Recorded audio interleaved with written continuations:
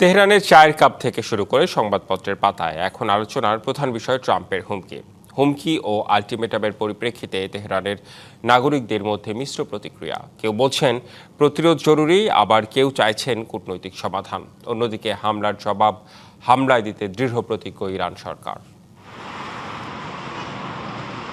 তেহরানের রাজপথ মোড়ে মোড়ে মার্কিন সামরিক শক্তিকে উপহাস করে তৈরি করা বিশাল সব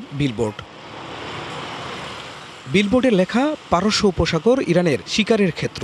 ইরানকে গিলে খাওয়ার চিন্তা করলে ছাড় দেওয়া হবে না কাউকে।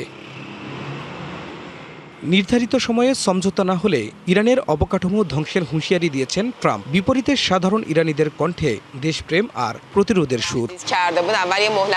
ওরা অনেক হুমকি দিয়েছে, প্রথমে 5 দিন, তারপর 10 দিনের ডেডলাইন দিল, কিন্তু এখনো তারা কিছুই করতে পারেনি। আমাদের পোশাকে ভিন্নতা থাকতে পারে, কিন্তু অন্য কারো হাতে আমি আমার জন্মভূমিকে তুলে দেব না। সিলভার টিপ কন্ট্যাক্টে তৈরি নিরাপদ ও নান্দনিক ক্লিক সুইচ নির্ভরতা জীবন জুড়ে। তবে যুদ্ধের ভয়াবহতা নিয়ে চিন্তিত অনেকে। নাগরিকদের অনেকে মনে করেন জেদ নয়, বরং আলোচনাতেই খোঁজা উচিত সমাধান। আমাদের আত্মসমর্পণ করা উচিত নয়, কিন্তু প্রতিরোধের নামে সব ধ্বংস হতে দেওয়াও ঠিক হবে না। তাই কূটনৈতিকভাবে সমস্যার সমাধান করাই হবে বুদ্ধিমানের কাজ। এদিকে উত্তেজনার পারদ চড়িয়েছে ইসরায়েলের ঘোষণা। দেশটির প্রতিরক্ষা কর্মকর্তা জানিয়েছেন তারা ইরানের জ্বালানি খাতে হামলার জন্য প্রস্তুত। এখন শুধু ওয়াশিংটনের সবুজ সংকেতের অপেক্ষা। তেহরানের পাল্টা হুঁশিয়ারি, হামলা হলে পুরো অঞ্চলকে নরক বানিয়ে ছাড়বে তারা।